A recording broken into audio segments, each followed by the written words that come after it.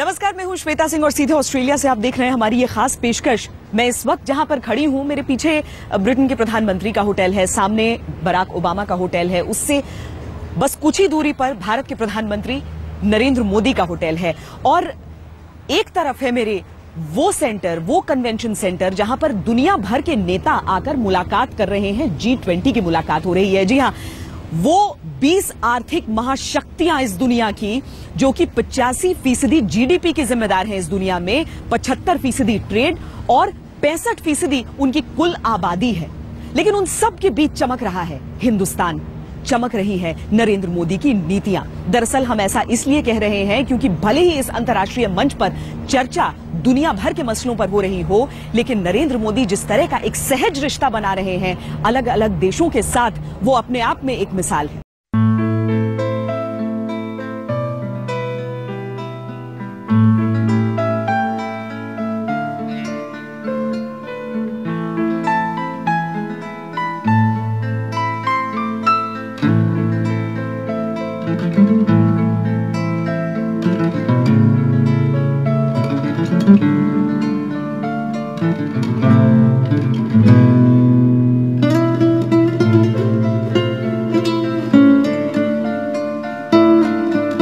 किसी ने एटम बमों के जोर पे दुनिया जीती हो तो क्या, किसी ने ताकत के दम पर दुनिया पर हुकूमत की हो तो क्या, किसी ने मशीनों के इस्तेमाल से दुनिया को फतेह किया हो तो क्या, ये दुनिया तो उसकी है जो लोगों के दिलों में रहता है। ये दुनिया तो उसकी है जिसे छूने को दुनिया की हर बड़ी से बड़ी ताकत खुद आगे हाथ बढ़ाती है। ये दुनिया तो उसकी है जिसके इंतजार में मुल्क की सरहदें टूट जाती हैं। ये दुनिया तो उसकी है जिसकी एक झलक लोगों को दीवाना बनाती है।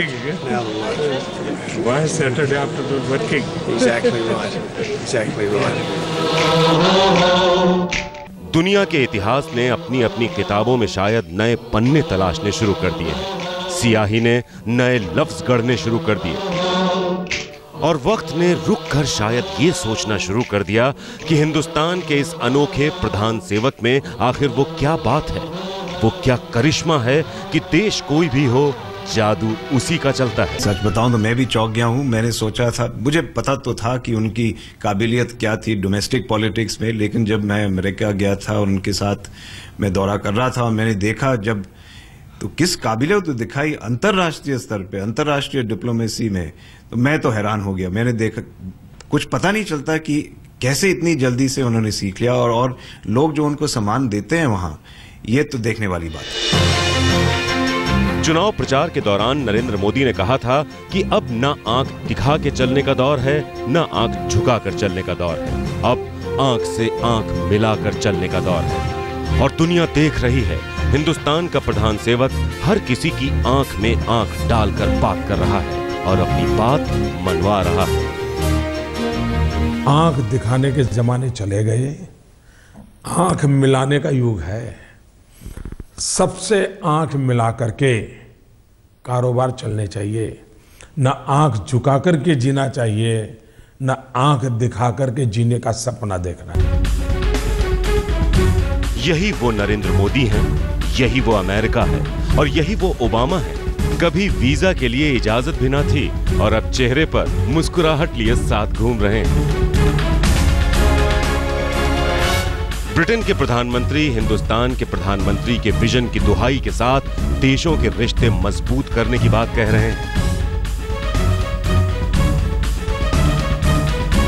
Prime Minister Cameron invited Prime Minister to visit UK at an early date. He said that that the UK will ensure that he would be received very warmly.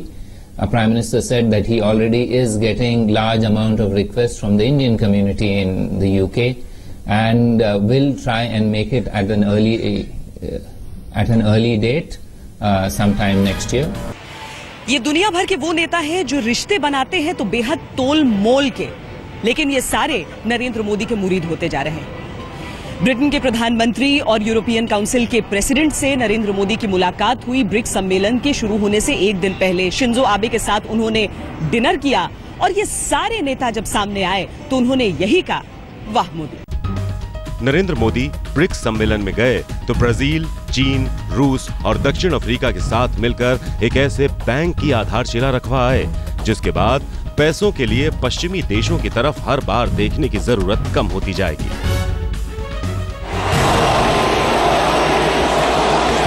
Narendra Modi America गए तो हिंदुस्तान की लोकतांत्रिक ताकत का परचम लहरा आए।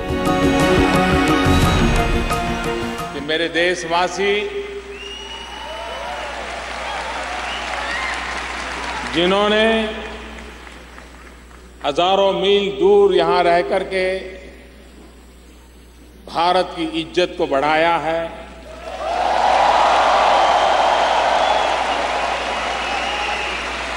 भारत की आन बान शान को बढ़ाया है।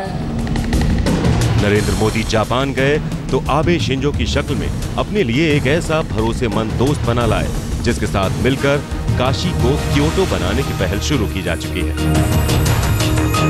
वो चाहे म्यांमार हो, ऑस्ट्रेलिया हो, अमेरिका हो, जापान हो, भूटान हो या नेपाल ही क्यों ना हो, नरेंद्र मोदी के लिए लोगों की दीवानगी एक सी है, अंदाज एक सा है, उत्साह एक सा है। एक बात बहुत साफ है कि मोदी जी की जो सहजता है, जो सरलता है और जो स्वाभाविकता है, वही उनकी सफलता का सबसे बड़ा मूल मंत्र है। जिस सहज तरीके से वो अपनी बात को रखते हैं, जिस सरल तरीके से अपनी बात को रखते हैं और जिस तरह से बहुत नेचुरल और स्वाभाविक तरीके से अपनी बात को रखते हैं, वो जो है वो पूरी दुनिया को भा रही है।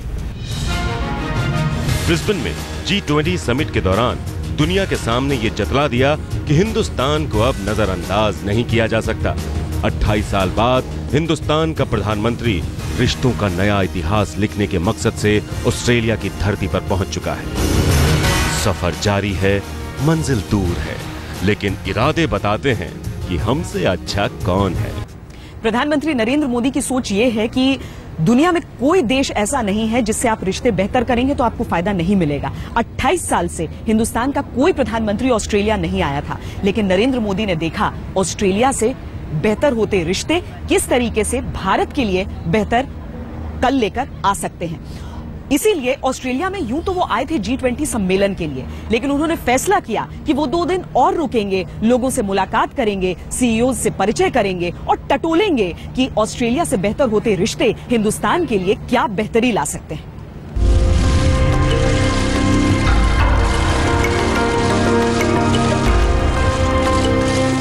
ये तस्वीर इशारा करती है कि वक्त ने एक नई करवट ली है। हिंदुस्तान और ऑस्ट्रेलिया के रिश्तों की किताब में नया अध्याय जुड़ने को है। हिंदुस्तान के प्रधानमंत्री राजीव गांधी और ऑस्ट्रेलिया के बॉब हॉक के बाद नरेंद्र मोदी पहले ऐसे प्रधानमंत्री हैं जो 28 साल बाद रिश्तों में नई गर्मजोशी तय करने के लिए ऑस्ट्रेलिया आए हैं। सबको लगने लगा है कि भारत एक बड़ी छलांग की कगार पे खड़ा है। इस बीच पिछले साल भर में मैं कहूँगा या 6 महीने में इस नई सरकार के आने के बाद से दुनिया की उम्मीदें भारत से ज़्यादा बढ़ी हैं, अपेक्षाएं बढ़ी हैं भारत के प्रति और भारत की अर्थव्यवस्था के भविष्य में वैश्विक अर्थव्यवस्थाओं का और देशों का विश्वास बढ़ा है। बहुत वर्षों के बाद दुनिया को ये एहसास हुआ है कि भारत जो है वो दुनिया में एक ताकतवर देश है। भारत तो हमेशा ताकतवर रहा ही है, लेकिन एहसास नहीं करा पाए थे हम, और वो एहसास हमने कराया।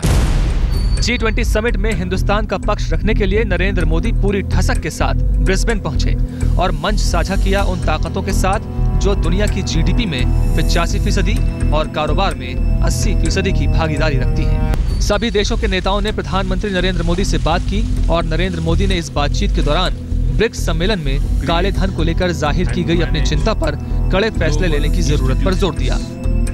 He also paid quite a lot of emphasis on the issue of unaccounted money which is kept abroad, and he felt that its repatriation was a key priority for his government. given that it also has not only economic implications but also security related implications and challenges. G20 summit के पहले दिन तमाम अंतर्राष्ट्रीय मुद्दों पर चर्चा हुई, लेकिन हिंदुस्तान में जो एक मुद्दा छाया रहा वो था काले धन का मुद्दा। नरेंद्र मोदी ने पहले भी कहा था कि ये उनके लिए आर्टिकल ऑफ फेथ है, और जब एक अंतर्राष्ट्रीय मंच पर उन्होंने इसकी चर्चा की तो जाहिर है इस पर सुगबुगाहट भी बढ़ी। नरेंद्र मोदी का यह मानना है कि काले धन का मुद्दा सीधे तौर पर अंतर्राष्ट्रीय सुरक्षा से भी जुड़ा हुआ है।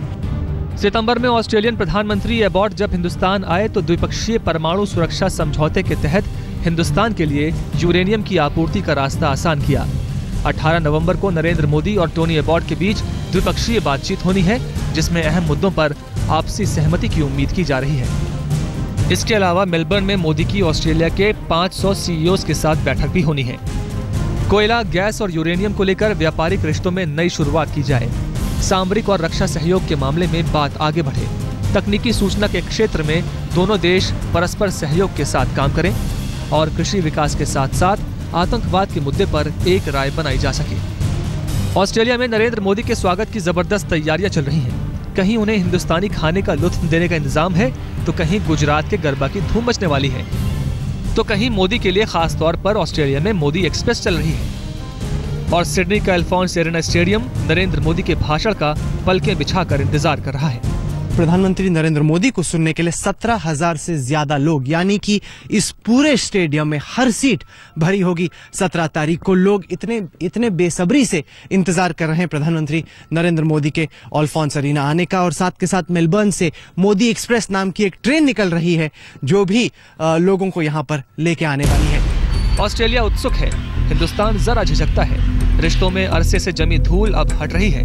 नरेंद्र मोदी नए दौर के नए मिजाज वाले हिंदुस्तान के प्रधानमंत्री हैं और दुनिया इस बात को समझ भी रही है। सिडनी से श्वेता सिंह और राहुल कंवल के साथ आज तक ब्यूरो। कोई भी शख्स जब अपना घर छोड़कर विदेश में जाकर बसता है तो उसकी दुनिया बदल जाती है, लेकिन देश तो वही रहता है। नरेंद्र मोदी अप्रवासी भारतीयों की इस कसक को समझते हैं, इसीलिए वो जहां भी जिस भी देश में जाते हैं कोशिश ये करते हैं कि वहां बसने वाले हिंदुस्तानियों से एक बार मुलाकात कर सकें, एक बार ये जान सकें कि उनके मन में क्या है, वो क्या चाहते हैं अपने प्रधानमंत्री से।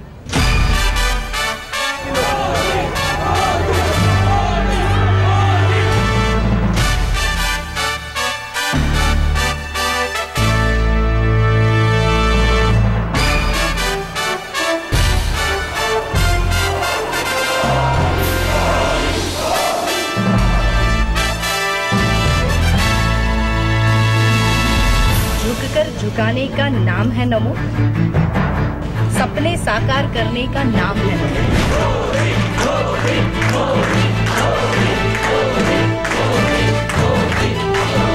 ये मोदी के लिए दीवानगी है। ये भारत के प्रधानमंत्री को मिलने का जुनून है। ये देश से दूर देश के लिए बेकरारी है।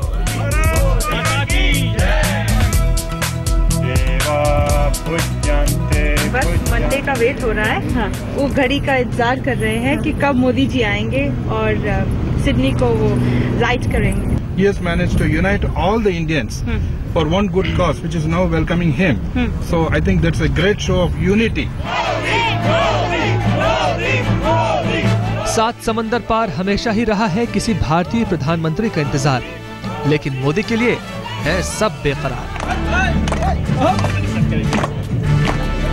जगह कोई भी हो, मुल्क कोई भी हो, प्रधानमंत्री मोदी के लिए लोगों की चाहत का आलम गजब का है।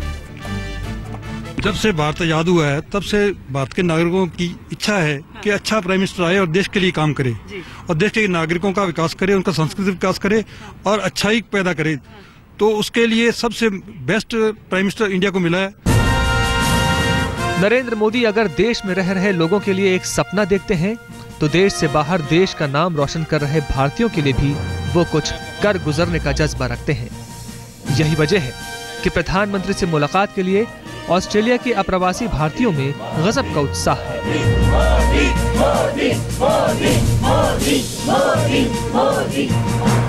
जिस तरह न्यूयॉर्क के मेडिसन स्क्वायर को नरेंद्र मोदी के लिए सजाया गया था, मोदी के चाहने वाले उसी तरह की तैयारी सिडनी में भी कर रहे हैं। सिडनी के इस अल्फोंस एरेना में प्रधानमंत्री नरेंद्र मोदी के स्वागत की तैयारी की जा रही है। यहाँ 18,000 NRI मोदी के सम्मान में जुटेंगे। ऑस्ट्रेलियाई भारतीयों को इंतजार है मोदी से अपने लिए किसी खास तोहफे का। एरेना की जो रिकॉर्ड रहा है वो 21,000 रहा है, वो स्टैंडिंग में। हाँ। वो कॉन्सर्ट रूप में। लेकिन एक समारोह के तौर पर 17,103। 16,000 या नहीं तोड़ रहे हैं? 16,664। हाँ, रिकॉर्ड तोड़ेंगे, संख्या में रिकॉर्ड तोड़ेंगे।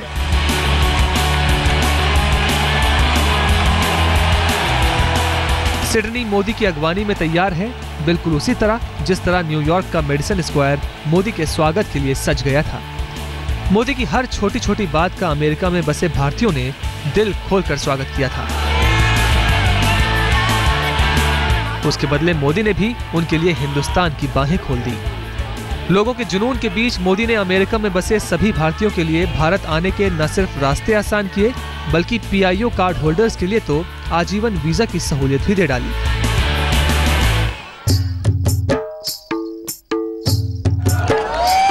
प्रधानमंत्री मोदी का जादू नेपाल के लोगों पर भी सर चढ़कर बोला। मोदी की नेपाल यात्रा पर तो आलम यह था कि नेपाल में बसे भारतीयों ने मोदी की शान में हर हर मोदी घर घर मोदी के नारे लगा दिए।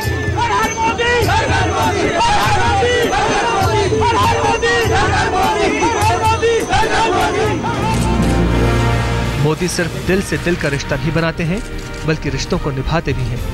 जो उम्मीदें उनसे भारत में रह रहे भारतीयों को हैं, वैसे ही उम्मीदें उनसे हिंदुस्तान से दूर रह रहे हिंदुस्तानियों को भी हैं।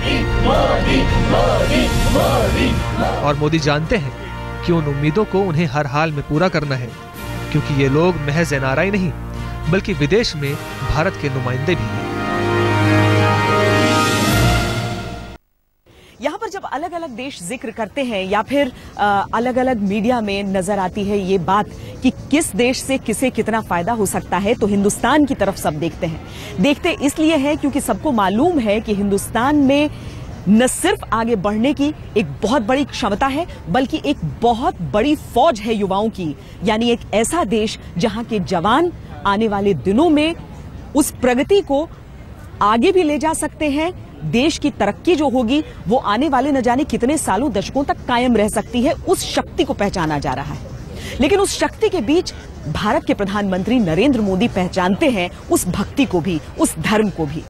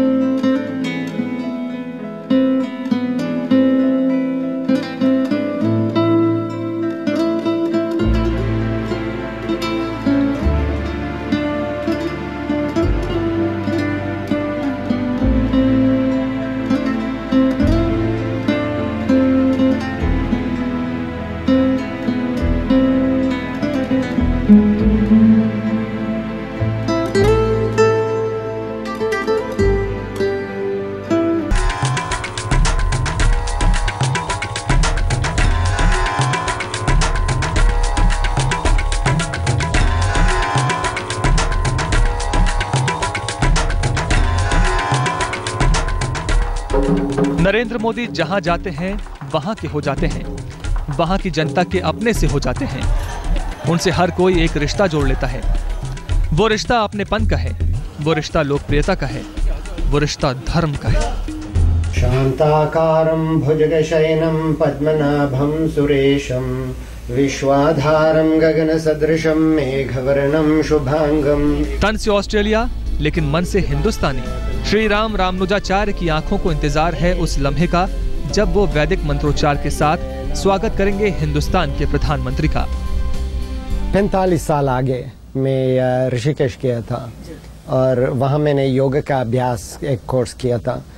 और हिंदू धर्म को इतना लगन हुआ कि मैं और गहरी पढ़ना करना चाहता था, तो इसलिए मैं बनारस गया था और एक गुरुकुल में भर्ती हुई। राजा के तौर पर देखा जा रहा है। जी हाँ, प्रधानमंत्री मोदी को इस वक्त वो तो महाराज होता है, इंडिया का महाराजा है। वो सियासत की हो, कूटनीति की हो या विदेश नीति की विवशता, मुल्क अक्सर अपनी सरहदों के अंदर सिमटे रहते हैं और उन्हीं सरहदों में पनपता रहता है वहां की जनता का अपने देश और उसकी नीतियों से प्रेम का जज्बा। लेकिन नरेंद्र मोदी का इंतजार जिस तरह दुनिया भर के राष्ट्राध्यक्षों के साथ साथ वहां रहने वालों को है, उससे लगता है कि मोदी जरा हटकर हैं। थकते भी नहीं है मोदी, सुबह से लेकर रात तक काम। मुझे पता लगाना होगा, जो कुछ भी है कुछ निकाल के मुझे भी जरा वैक्सीन मिल जाए तो मेरे लिए अच्छा होगा।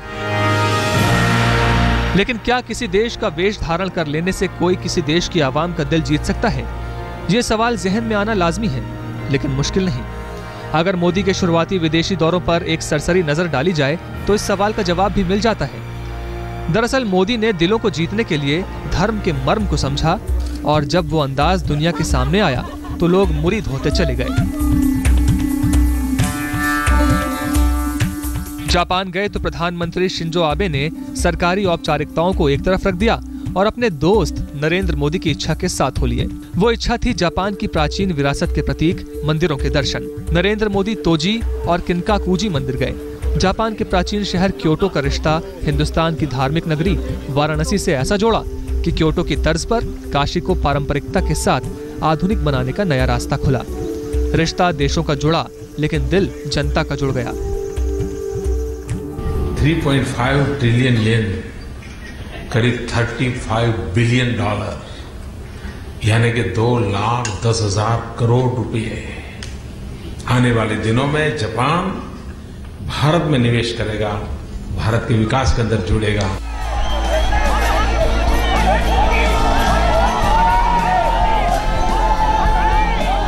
प्रधानमंत्री बनने के बाद नरेंद्र मोदी ने नेपाल को जिस तरह तरजीह दी, उससे ये संकेत साफ गया था कि विदेश नीति के मामले में नरेंद्र मोदी नया अध्याय लिखना चाहते हैं। और इसकी झलक तब दिखी जब नेपाल की संसद में उन्होंने नेपाल से हिंदुस्तान के रिश्तों की बात की।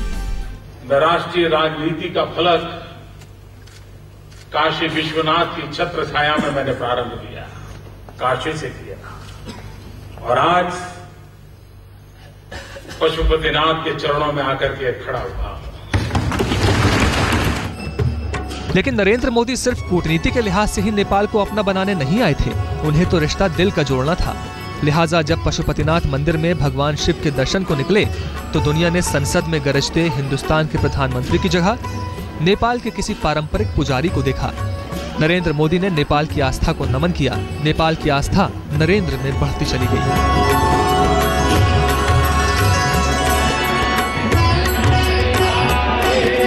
दरअसल नरेंद्र मोदी को अच्छी तरह मालूम है कि धर्म किसी भी मुल्क की आत्मा होता है और दिल के रिश्ते तब बनते हैं जब बात आत्मा की गहराई तक पहुंचे। मोदी जानते हैं कि यही वो रास्ता है जो जनता के दिलों की तरफ ले जाता है। शायद यही वजह है कि जब प्रधानमंत्री पद के उम्मीदवार बने तो चुनाव क्षेत्र वाराणसी को चुना और रिश्ता हर हिंदुस्तानी के दिल में सदियों से निरंतर बहने वाली मां गंगा से जोड़ लिया।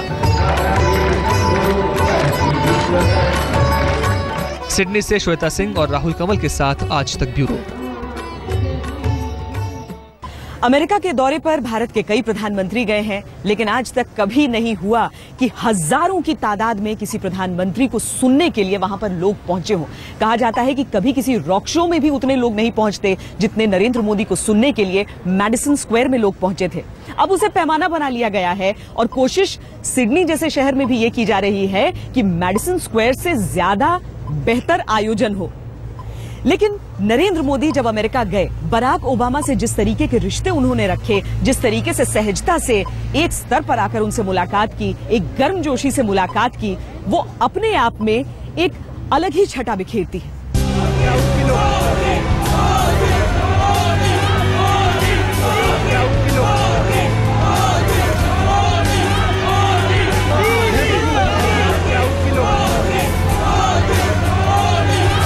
सुपर पावर अमेरिका में ये एक सुपर पीएम का दीवानापन है। एक वक्त था जब यही अमेरिका था जिसने गुजरात दंगों को आधार बनाकर नरेंद्र मोदी के अमेरिका आने पर ही प्रतिबंध लगा रखा था। और एक वक्त ये था जब उसी अमेरिका ने मोदी के स्वागत में लाल कालीन बिछा दी।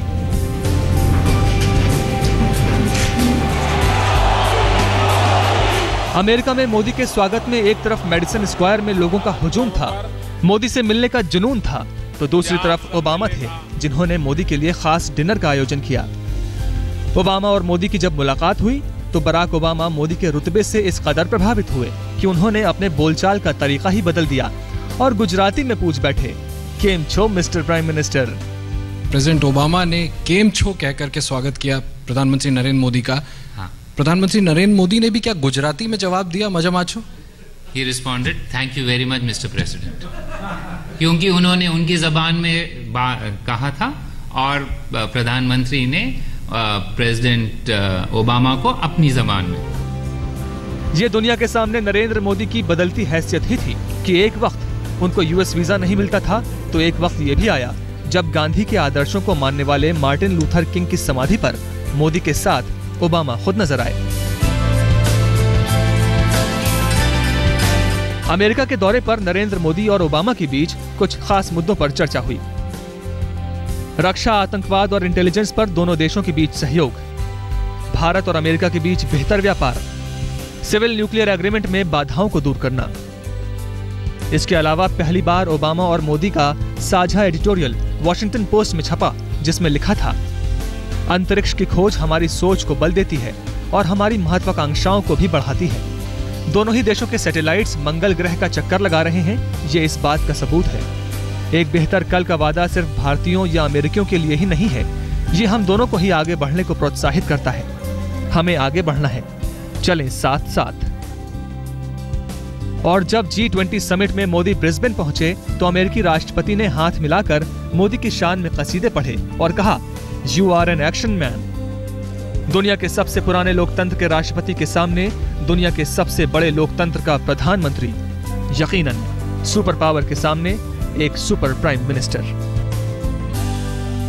प्रधानमंत्री नरेंद्र मोदी ने अपनी गर्मजोशी से बड़े बड़े नेताओं को साधा है, लेकिन एक रिश्ता जो अभी भी उनकी कूटनीति के लिए चुनौती बना हुआ है, वो है चीन के साथ रिश्ता। बहुत कोशिशें की गई हैं। शी जिनपिंग को हिंदुस्तान बुलाया गया तो अहमदाबाद लेकर गए, वहां पर खुद साबरमती आश्रम की सैर उन्हें करवाई, अलग अलग तरह के तोहफे दिए, लेकिन चीन पर विश्वास अभी भी नहीं हो पाता। ओबामा ने मैन ऑफ एक्शन कहा, कैमरन ने मोदी के विजन को सराहा, टोनी एबॉट ने गले से लगाया और दुनिया ने मोदी में संभावनाएं देखी। चीन के राष्ट्रपति शी जिनपिंग मिले भी और मुस्कुराए भी, लेकिन वो गर्मजोशी नजर नहीं आई जो सितंबर के महीने में तब नजर आई थी जब एक झूले पर बैठकर दोनों नेताओं ने रिश्तों के नए अध्याय की बात कही थी। तब चीन के राष्ट्रपति शी जिनपिंग मेहमान थे, नरेंद्र मोदी मेजबान थे। फिलहाल नई जमीन है, नया मुद्दा है। नरेंद्र मोदी का शानदार स्वागत हो रहा है और शी जिनपिंग मंद मंद मुस्कुरा रहे हैं।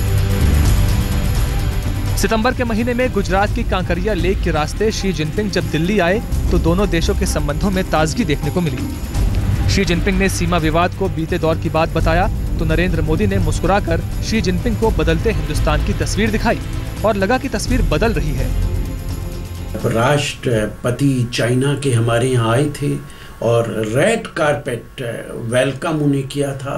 अहमदाबाद में ज़बरदस्त स्वागत उनका हुआ था, लेकिन इधर चाइना के राष्ट्रपति का स्वागत हो रहा था और उधर चाइना की फौज भारत के सरहदों के अंदर घुसती चली जा रही थी। जब से हमने उनका स्वागत किया है, लगातार वो हमारे देश के ऊपर ज़्यादा एक्टिव हो गए, ज़्यादा अंदर घुसने की कोशिश कर रहे हैं, परेशान कर रहे हैं।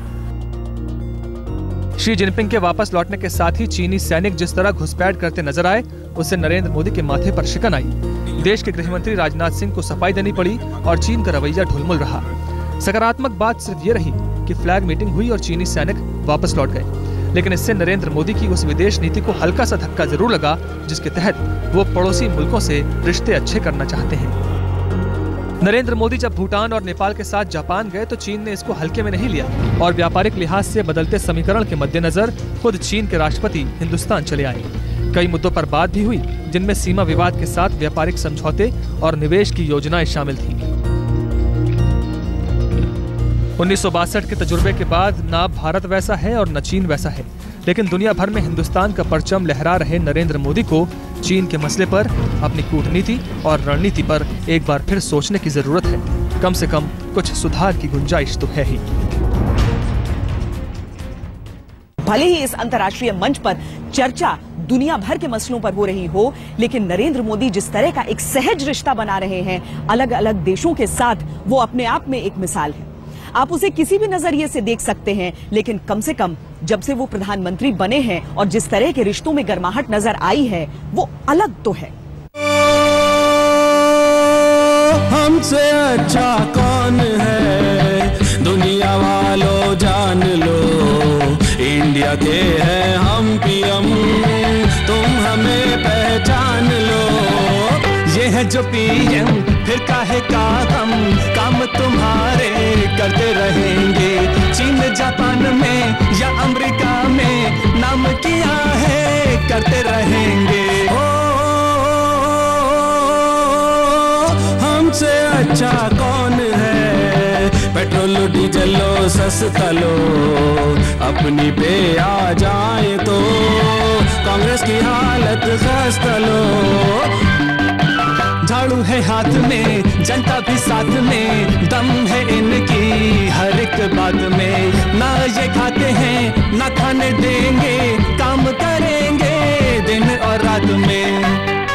हमसे अच्छा कौन है दुनिया वालों, जान लो इंडिया के हैं हम पीएम, तुम हमें पहचान लो।